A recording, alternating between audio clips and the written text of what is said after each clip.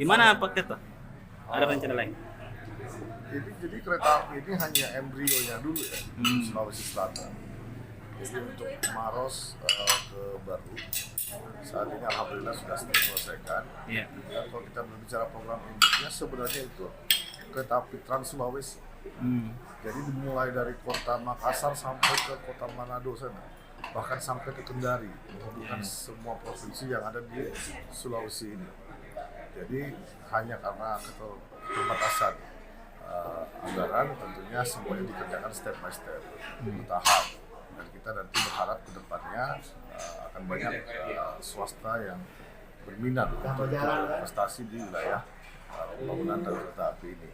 Kita harapkan nanti kalau misalkan sudah terkoneksi semua provinsi yang ada di Sulawesi ini, tentunya akan lebih memudahkan kita dalam pergerakan baik itu penumpang maupun yang terutama dalam logistik, sehingga kemudian biaya logistik ini kita bisa lebih tekan dan kemudian tentunya berimbas kepada masyarakat dalam hal membeli barang-barang logistik lebih murah dibandingkan harga sebelumnya.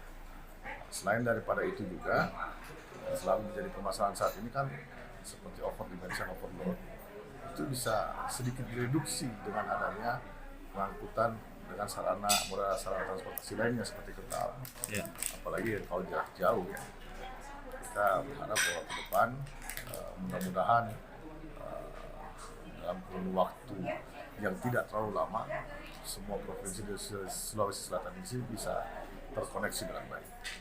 Komitmen di Komisi 5 setelah 2024 bagaimana Pak? Oh iya, kita berharap bahwa pemerintahan yang berikutnya pasti tujuannya tentu adalah membangun. Jadi saya kira apabila ada pergantian menteri di 2024 nanti ke depan, itu program ini tetap harus berjalan. Karena kan untuk wilayah Jawa cenderung sudah terlayani dengan baik. Wilayah Sumatera sudah. Nah, sekarang Sulawesi seperti apa? Sekarang inilah yang menjadi embrio. Maros ke Baru sekarang udah alhamdulillah selesai. Untuk Maros Makassar ini sudah dalam tahap proses pembahasan lahan. Ya mudah-mudahan tahun 2024 sudah selesai sampai ke Makassar ya.